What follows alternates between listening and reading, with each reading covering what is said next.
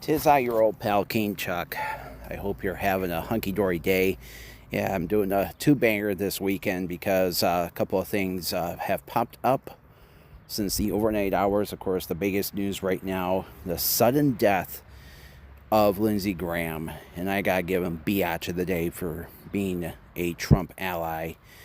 He was 71 years old. According to Trump, he only talked to him just hours before he died. And a lot of people are speculating that he died from a massive heart attack. He was first elected as a U.S. rep in 1994. Then he was elected into the Senate in 2002. So he had been there 25 years almost. 24 years. And he, of course, I believe he was single. Yeah. There had been some rumors that he was gay because he acted gay and he would do that little goofy trip to Disney World and yeah. And, I'll be honest with you folks. Lindsay came out as a bit of a weirdo, in my opinion.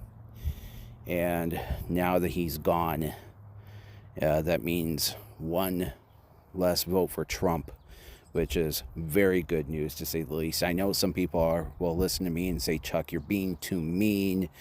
This is a guy who died, and I don't give a fuck.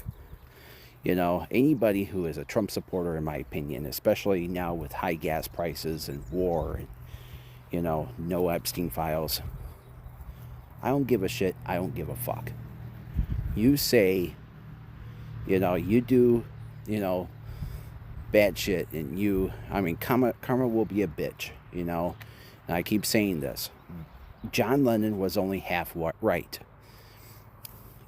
Karma's going to get you, but it's not always instant, unfortunately. And that's how I view Lindsey Graham. So anyway, Lindsay was 71, and it looks like the people of South Carolina will have to have like an emergency vote to see who will be his replacement. Hopefully somebody who is not MAGA, somebody who will. But you got to remember, this is South Carolina we're talking about, a state that is rich with racism and bigotry. And, and all I can say is if they did vote for somebody who it was a true blue Democrat, it will show the people of South Carolina, that people can change for the better. So all I have to say about that is, Lindsey Graham, fuck you. I hope that you enjoy getting poked around by a bunch of people in red with hot pointy sticks and stuff, and man. So for the last couple of years now, I've been talking about this guy Neil Friske, and I grew up just down the road from Friske Orchards. Now, for those who don't, so here, let me give you a little story. Friske Orchards is in a town called Atwood. Atwood is probably one of the largest communities in Michigan, just guessing, that does not have a post office. Yes, Atwood is it's one of those towns that, it's basically a bedroom community. It used to have a grocery store downtown.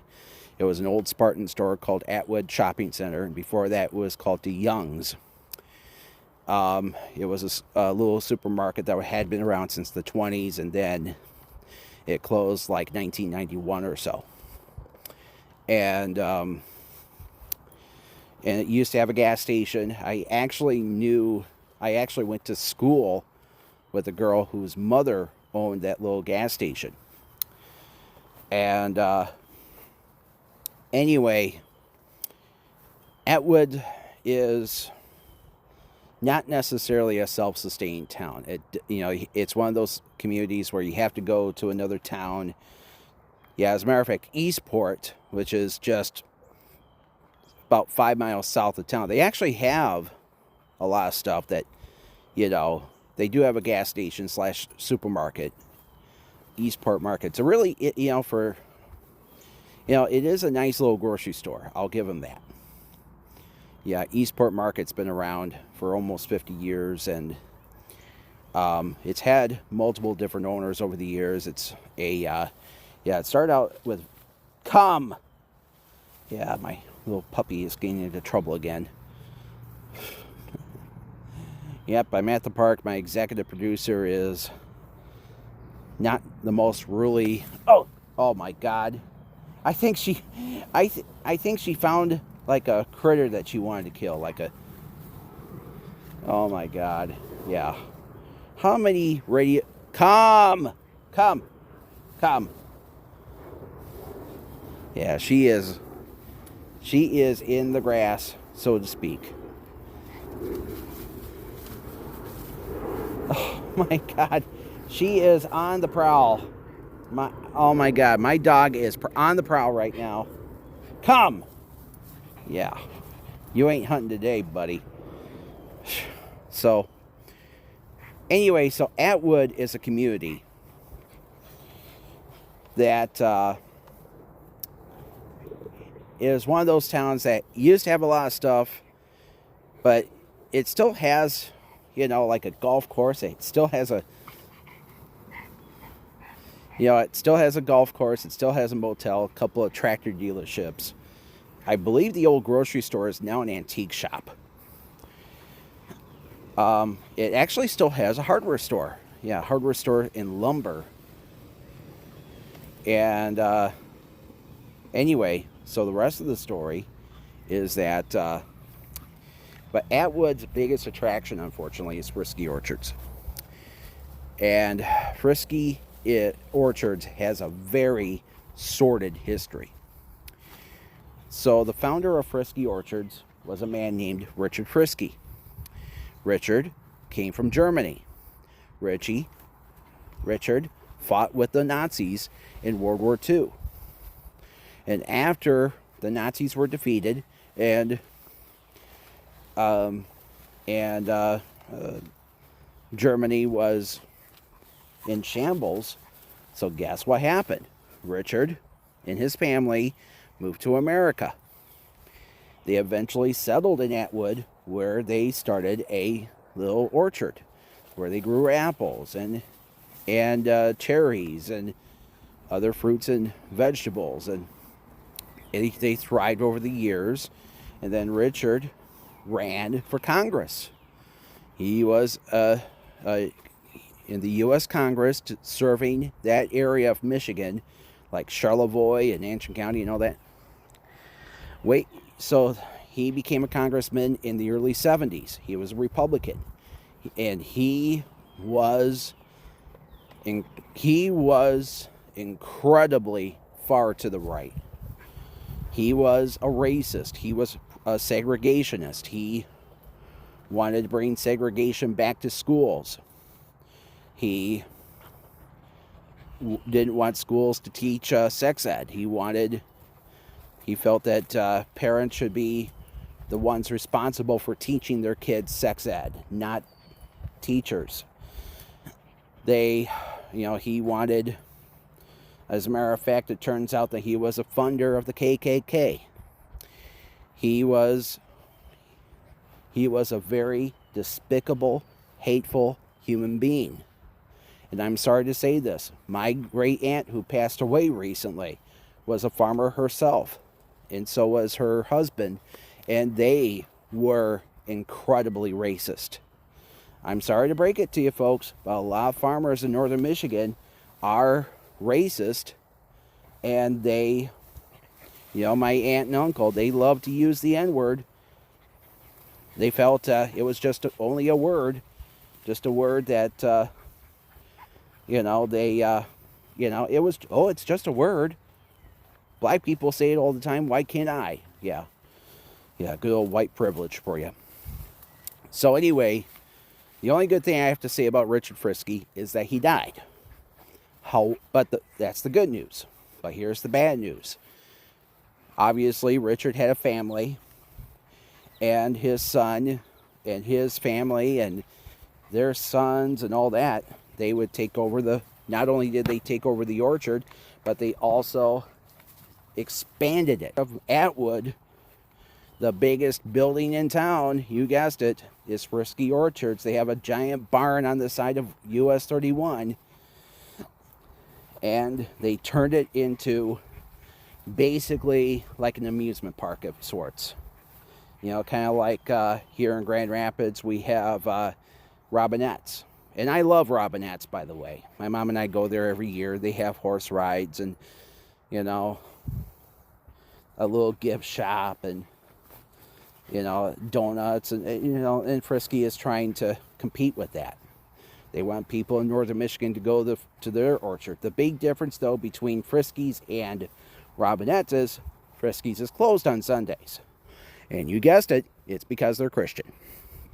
As a matter of fact, if you go to Friske Orchards website, they even have a link to Franklin Graham and his ministry. Of course, Franklin Graham is a MAGA moron. I'll say it once and I'll say it again, folks. You know, these people are batshit crazy. And Neil, unfortunately, has taken the torch of stupidity.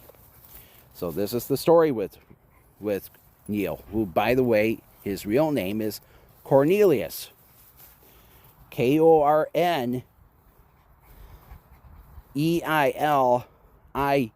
I believe that's how you spell his name. Yeah, not with a C, but with a K. Cornelius. So, like Daddy Dearest, he became a House rep. He won the election several years ago. And then, guess what happened? He got voted out in the primary. And I'll tell you why. It's because he fucked up and paid the price.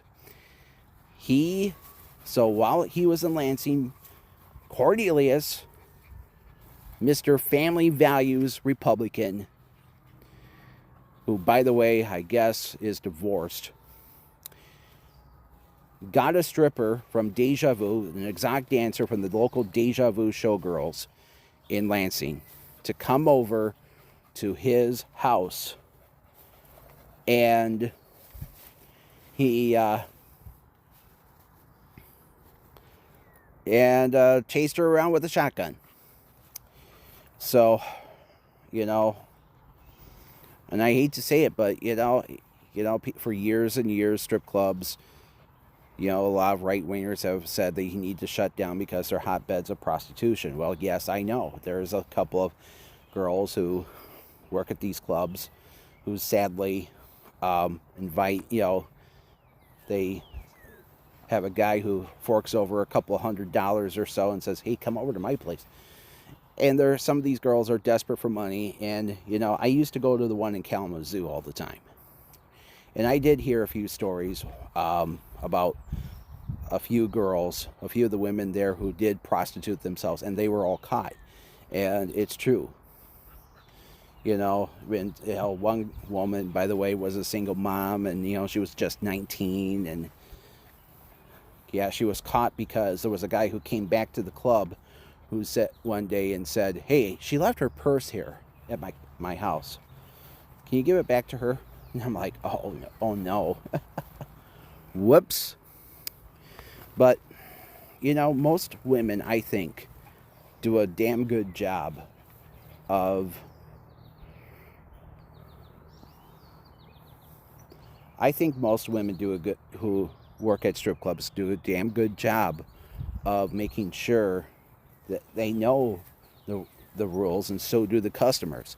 You're not supposed to bring home one of the ladies. I mean, the closest I've ever been to bringing home a dancer from Deja Vu was I gave her so she learned about about my website, chuck69.com, and she started to write to me. And I'm like, wow, that is so cool. But we didn't last very long. I don't think she lasted long at the club at all. But she did like me. And it's like I was a little bit on the fence about wanting to date an exotic dancer. Of course, now I'm 45. I'd rather date a stripper than date a, yeah, believe it or not, I did get a like on one of my dating sites last night. Now, here's the good news. 40-year-old woman from Traverse City. She wasn't bad looking, but I had to reject her because she has a kid. And I'm like, yeah, that's one of my rules. I will not date a mom. Because I told you the sad story about one of my cousins and how, and her, his dad, and yeah, I told you the story. My aunt was torn between two lovers, and she went with the loser, had 2 kids with him, and he turned out to be a horrible dad. And then she finally dumped him, kicked him out of the house, and she started dating the other guy again. The guy was wealthy, had real estate and stuff like that. And then what happened was, when she bought a house, she said that she was going to miss a mortgage payment because her son had a car problem and blew the engine. And so he bought my cousin a new engine and basically said goodbye to my aunt. And I'm like, yeah, the worst baggage a woman can ever have is her kids. Sorry, but not sorry. But it's like, if your kid's a fucking troublemaker, don't make me into the person who is supposed to solve it. Because you fucked up by marrying the wrong guy, okay? And I'm not going to play father figure to your kids. Because when I was a teenager, I had a lot of little kid problems myself because of my mom and dad, and the fact that my mom dated a man with small kids, and and my dad was always hanging out with this bitch who had like 4 kids with 4 different dads. And as a matter of fact, one of the kids was and this proves how stupid he was. He was a DJ at KLT. Yeah, I think it was only a weekend jock though. But yeah, my dog is not going to give up too easily, unfortunately. Yeah, I think she found something, and she wants to drag me into the woods and have my head smacked around by branches and shit. But anyway, so now another horrific allegation regarding Neil Friske has come up. Now, what happened was, Neil was thrown out of office. I believe another Republican took over. Another businessman named Fairbairn is his name, and I believe he might be related to the family that owns the hardware store in Lansing. Lansing is a small town in north of Petoskey, and they've had this little hardware store downtown for like 120 years. W.W. Fairbairn and Sons. I wonder, Parker Fairbairn is his name, and I wonder if the two are related. Probably. Anyway, so getting back to the rest of the story. So I gotta read this. So I'm on the Overheard in Traverse City Facebook page, and there was a young lady on there who posted a very hurtful allegation against our good friend Cornelius. And this is very damning. And it's going to be a little bit long, bear in mind. So, bear with me. So anyway, it's from Sophia Merrifield. I would like to personally stand up and let everyone know every allegation anyone has made about Neil Friske is the truth. Everyone may not know me, but as a child I grew up alongside the Friske family, including Neil Friske. As a young woman, 16 and 17 years old, I worked at a restaurant downtown Traverse City. Neil would often come in often and would always ask me to come out with him after work. I would always decline his offer, saying that I was busy after work. Neil had been around me since I was 5 or 6 years old, so it was a bit awkward to even decline his offer, but continued for roughly a year. Eventually, his constant asking had exhausted me to the point that I neglected to help him in the restaurant one evening. But that same night, when I got out of work, he was waiting for me by my car in the parking lot behind the restaurant. He was with his friend.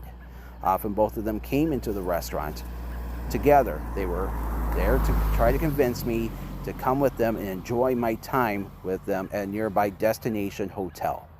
Neil grabbed my arm and said, "Come on, it'll be fun. Just come for a little while." I firmly declined his offer and explained how my boyfriend was waiting on my arrival at his place of work to give him a ride home. They eventually left. I was sitting in my car, terrified and shaking, but left immediately, so I knew they wouldn't come back. After this incident, they would ask the guys in the kitchen at the restaurant I already worked at to please walk me to my car, which they kindly did. I think that's a little bird. Now, I'm going to fast forward approximately 2 years. I had become a single mother. One day, I received a text message from an unknown number saying, "Hey, you." Not knowing who it was, I simply asked the person texting me to identify themselves. I received a message back saying, "Oh, you don't know who I am or who you give your number to, oh, huh?" And then I called the number. Of course, I immediately knew the voice on the other end of the line, Neil Friske.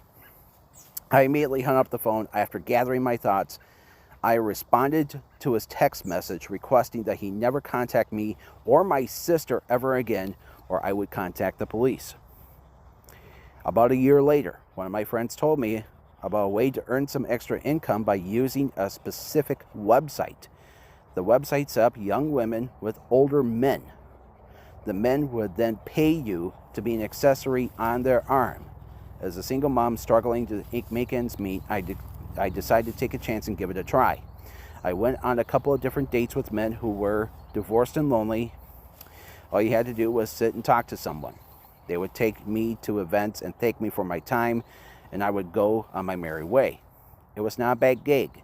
It was not unusual on this website to receive a message from an account with no photo. I found that some guys just don't like putting themselves out there.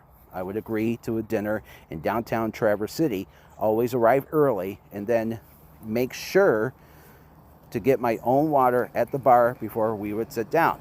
This was my way to avoid an opportunity for someone to drug me.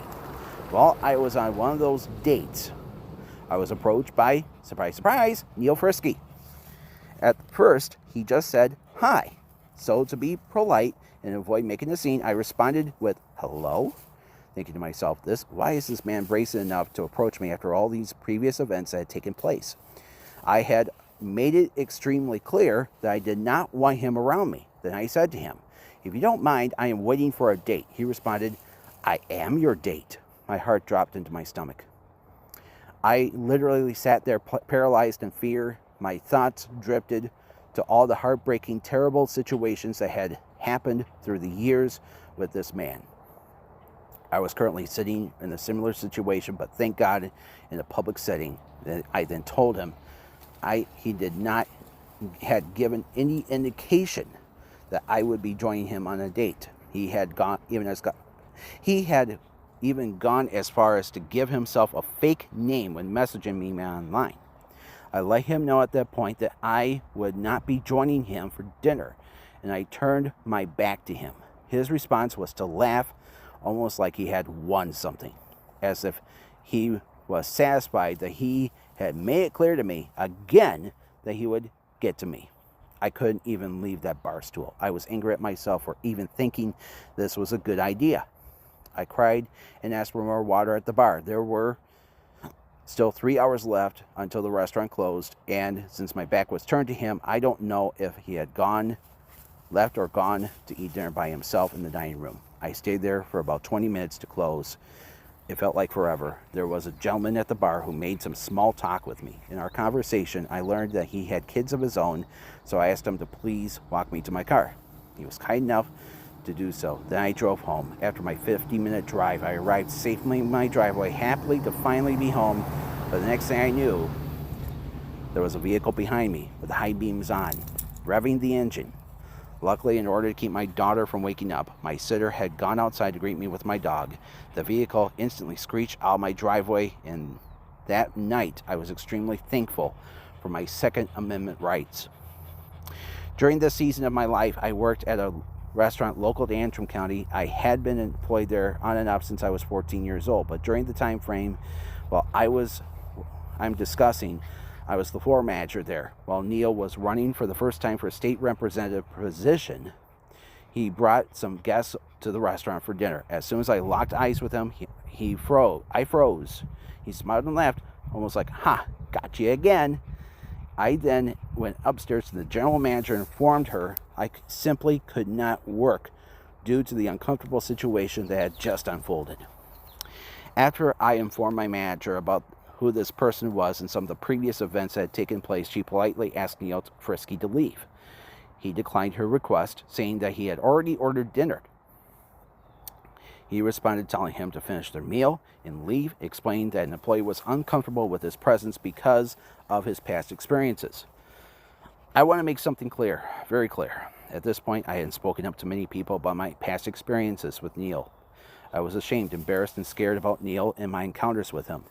This is one story of the harassment Neil Friske is capable of. I know women personally who have suffered much more than me. I have been scared to come forward with my story. Honestly, I've been feared for my life at certain times while being in Neil's presence. Well, when I heard that the Attorney General's office decided to drop this case due to not enough women wanting to come forward and testify, my heart broke. Not just for me, but for every woman involved. Also for every victim who would be or will be a future victim. We as a community, as human beings, have seen this happen from time and time again. A man, woman, government representative, etc. is accused and the case gets dismissed. Well, some parts of my story are embarrassing to me. Who would I be if I did not fight for myself and the other people involved? I am actively raising a 6-year-old daughter and a 2-year-old son. I want to teach them humility, respect, compassion, to speak up for themselves and also stand up for not just themselves, but for others as well. And that choices have consequences. To this date, I question some of my choices, but I'm done exhausting myself with the commentary that may come from my story. So I ask, why in this world is there even a question regarding the character and integrity of a person who has created several victims of his assaults? Does the state or Attorney General's office not pursue it until there is a decision by the judge or jury saying guilty or not guilty? As a victim, I am only speaking for myself. I deserve more. All of us do, no matter the case. So I sit and ask the community that I grew up in and was a part of until a year ago, is this really something you are okay with? The reason I ask this is because the Attorney General's office didn't want to think they would win in Antrim County, which is part of why they dropped it. I am not a very political person, but this case isn't political. It is about human decency and our rights as Americans, and every political party should be in agreement with that, right? Should a victim have to face it alone without the justice system? What if it was your daughter, your sister? Generally, what would you do? Sit and be silent? I would sincerely hope not. If you are a victim of this man and are reading this, please speak up. We need to stick together and bring a predator down. Our lives have been affected by this man with no guilt whatsoever on his end. I really thought when I got a call a year ago from a detective investigating this case, there will be a trial and he would go to jail over this, hopefully indefinitely. Sadly, it has turned into quite the opposite. Please find your voice and strength so this man can no longer hurt anyone else. If I am ever called again to testify to something I have experienced or may have witnessed, my answer will always be yes. Thank you for everyone who has read this and heard my side. And, yeah, I don't know why she signed it Neil Friske, but, yeah, her name is actually Sophia Merrifield. And, I totally agree with Sophia. And I agree. Should not be a case of Democrat versus Republican. This is right versus wrong. And you understand the Friskies have always stood on the wrong side of history. I mean, it started when, Richard Friske, it was revealed that he was a Nazi. And, and it's like, why would anybody, they play they play the Jesus card, folks. They want, and I understand, people love Christianity. But, and they believe that Jesus is the answer to all of the world's problems. But unfortunately, there's way too many people in society who misuse Christianity to get what they want. And, and Neil Friske, he's just another person who calls himself a Jesus freak, and yet he prays after young, innocent women for no fucking reason whatsoever. And for him to pray after a teenage girl like Sophia Merrifield, I mean, I'll be honest with you folks, I do not understand, that, it breaks my heart to say this too. Antrim County is, it breaks my heart that way back in 1977, when my parents were just freshly married but struggling because they had both lost their jobs, my dad's cousin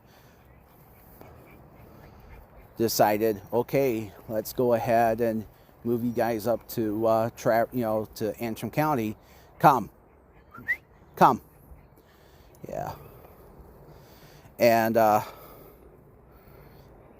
my mom and dad felt that Detroit, this would be a better experience in Detroit, and it wasn't. They were, when I was a kid growing up, my parents would always, my dream, one dream of mine that I had as a kid that never came true was for me to go to Joe Louis Arena. I wanted to go to the Joe as a young boy and watch a Red Wings game because I loved the Red Wings. They were exciting, they were part of my generation that helped me be, I loved watching Red Wing games on TV, and I always wanted to go to a game. But my parents wouldn't let me. And the excuse was, well, what if you get beaten up by a black guy? What if you, they'd always bring up the story about my dad's cousin being shot at by a black gang, and then he survived, and then he came back and shot the same kids, but he was the one that went to jail because he put the law in his own hands.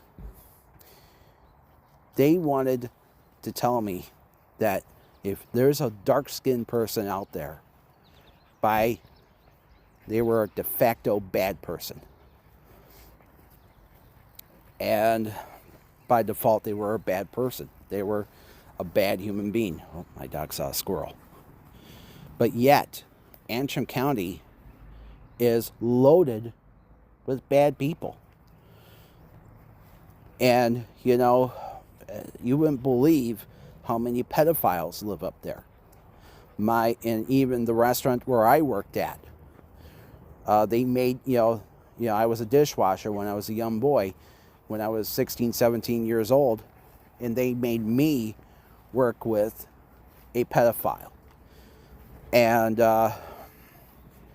I told, he did a lot of questionable acts around me, including getting into my way a lot.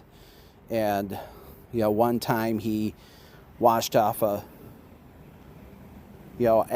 I was filling up my water, because it had gotten severely dirty and greasy, he came up from behind me and sprayed, took a spatula loaded with sour cream and washed it in front of me. It's like, wash it in your own sink. Oh, your sprayer is much more powerful. Yeah, something like that. I think he just wanted to get, he wanted to use himself to pray after me. And, and I'll be honest with you, it breaks my heart that, that the woman who owned this restaurant, she was my dad's cousin's wife's brother's wife. And not only that, when I went up to that great aunt's wake a few weeks ago, she was there. And I didn't even want to talk to her. There was that part of me that wanted me to scream at her, saying, fuck you for making me work with that disgusting pedophile. What if the guy, he tried to hit on me multiple times? I don't give a flying fuck.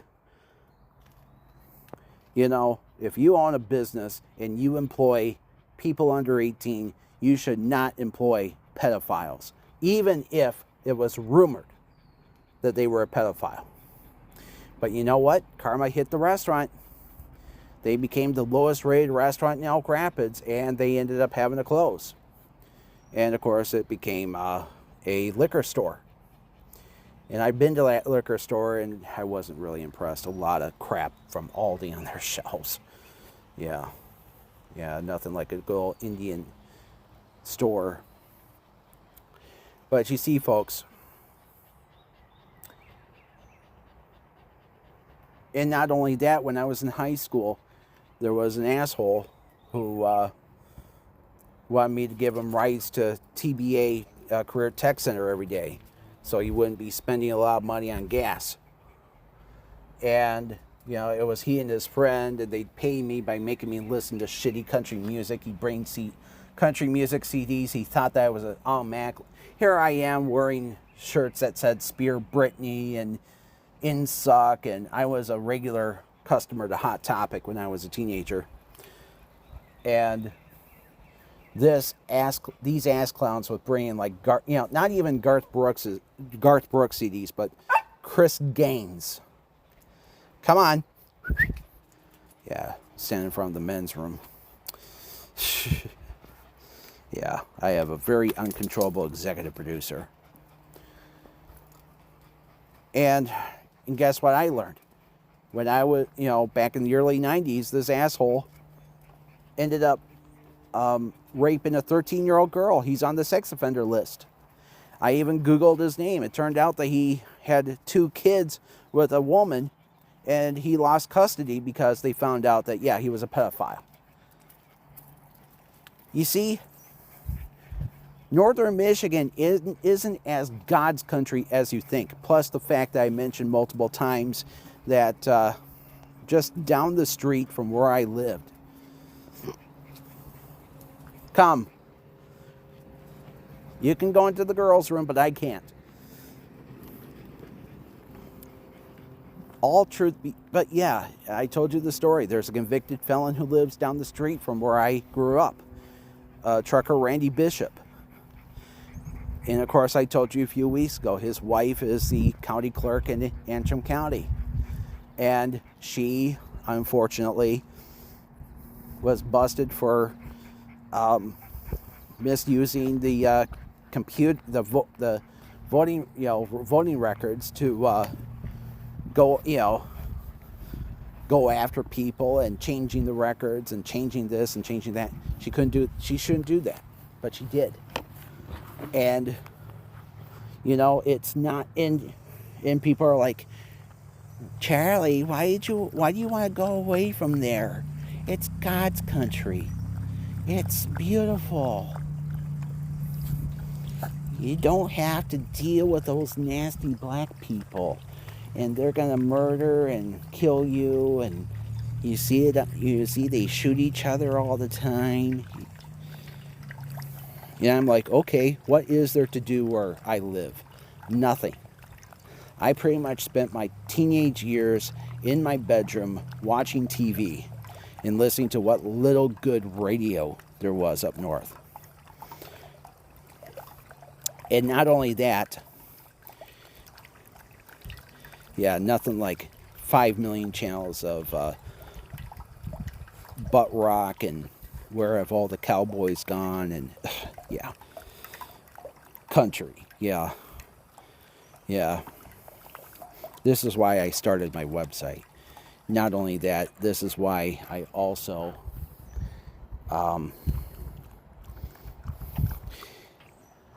and not only that, but I even gave religion a chance, which was a bad idea. And what happened was I ended up going to a church in Traverse City, New Hope, that was out there indoctrinating the kids into thinking that sex was bad and you shouldn't have sex before marriage. And, one second.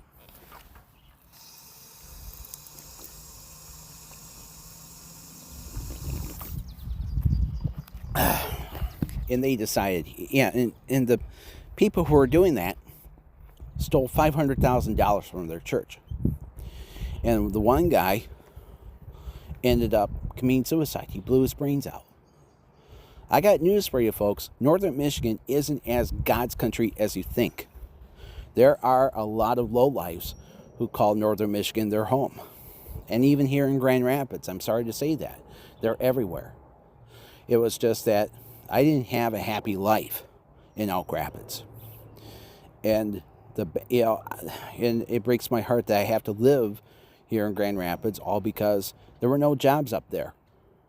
I spent my, early adult years working crappy jobs and always getting replaced with people they thought that were more experienced than I was. The point is, ladies and gentlemen, is Neil Friske is one of them. He is a guy who not only prays after, exotic dancers, but also prays after underage girls. And this is a guy who doesn't understand no means no. And I don't want to hear, Democrats do it too. This is not an issue of politics. This is an issue of right versus wrong. Look at what happened with the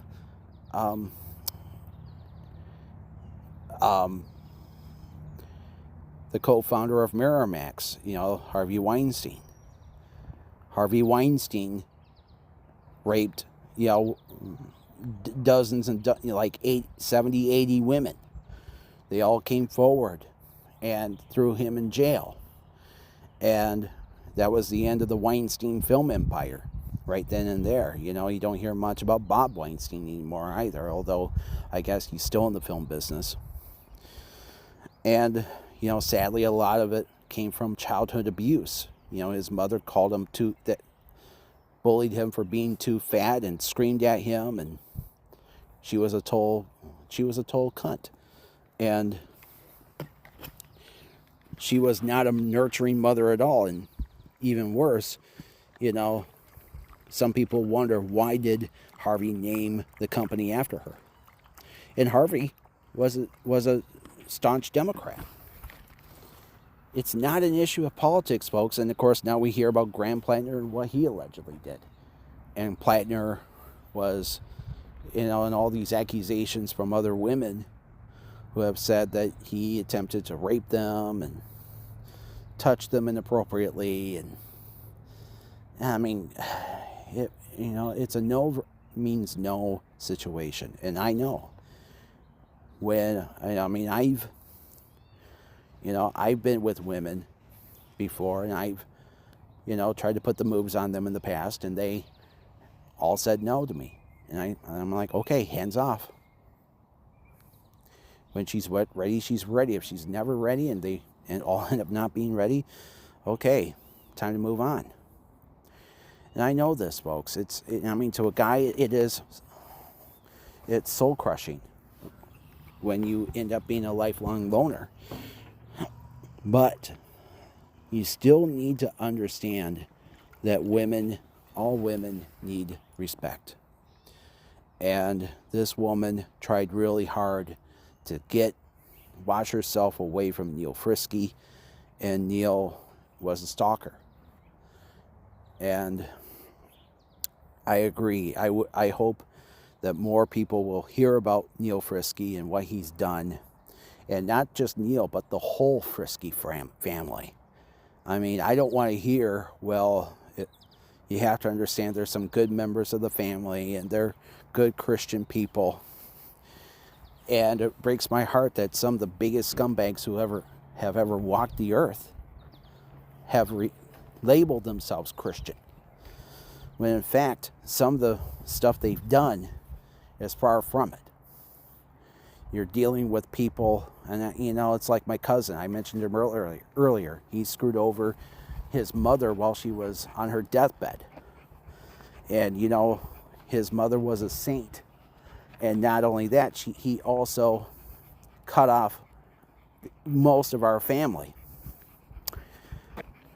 And and you know what?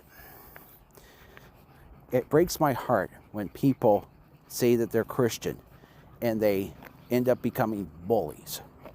And it's like, I feel sorry for anybody who drives up all the way to northern Michigan to go to Friske Orchards. And it's because, they're Christian. They have a cute little farm with cherries and pies and blah, blah, blah, blah. Well, here's the thing. When the family patriarch is a Nazi and racist, and when one of his sons is a douchebag who stalks and tries to kill women, the truth must be told. And I hope that people in northern Michigan, if they want to stop at if they want to go to Friske Orchards, go fuck yourselves. You're just adding to the problem. I understand, not all farmers are racist and they care about our environment and all that, but the truth is that, I see it in my, not just the Friskies, but my, part of my family too. They're farmers and they decided, okay, we're going to, we moved up here to get away from them colored folk. Yeah. All they do is shoot each other. All they do is collect welfare. Yeah. And meanwhile, under Trump, Elon Musk, who has never worked a day in his life, and steals everyone's ideas, he becomes a trillionaire. So that's what I have to say about that. If you like the Friske family, if you go to their fucking orchards, and not only that, it makes me a little leery of any business that closes on Sundays. And there are some businesses that, decide that they don't want to operate on Sundays. One business that comes to my mind, obviously, is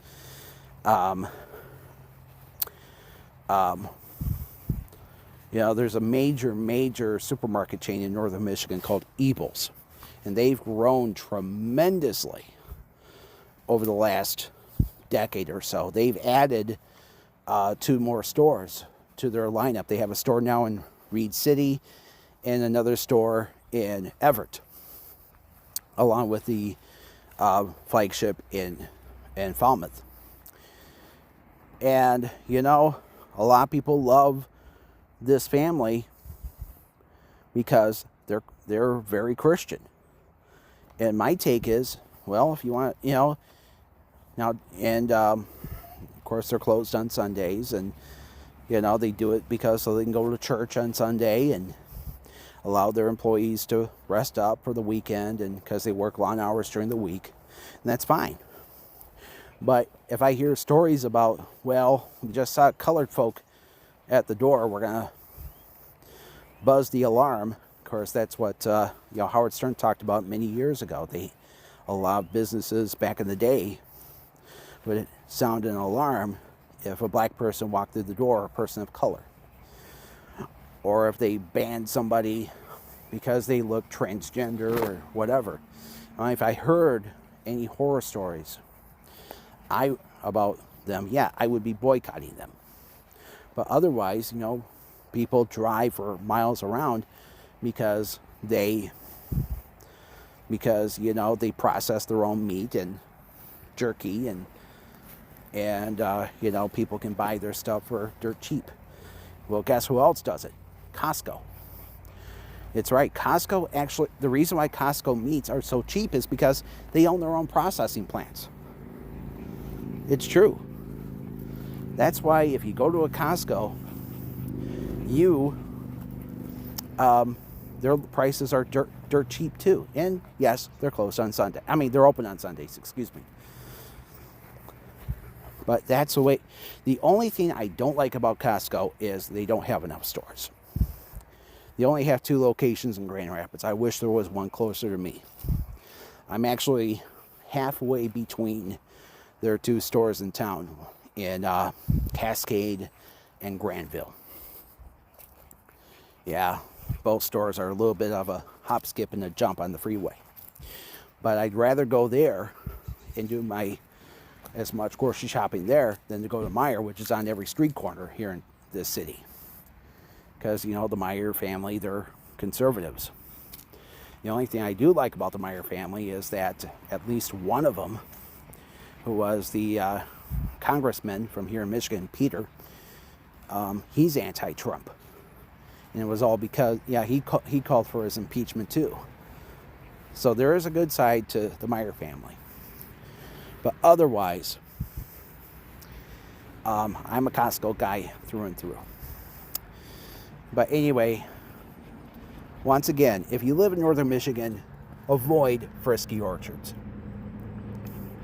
Do not go to Friske Orchards, period. If you want to, go to another farm market, fine. But I told you these last several minutes that Cornelius Friske is a total asshole for what he did to this poor woman and so many others. I don't care if you're a Democrat or a Republican. Do what's right and admit that you are a scumbag. All right, I'm going to enjoy my Sunday. So good day and good luck. I'm King Chuck signing out. Getting ready for another week. Whoop-dee-doo.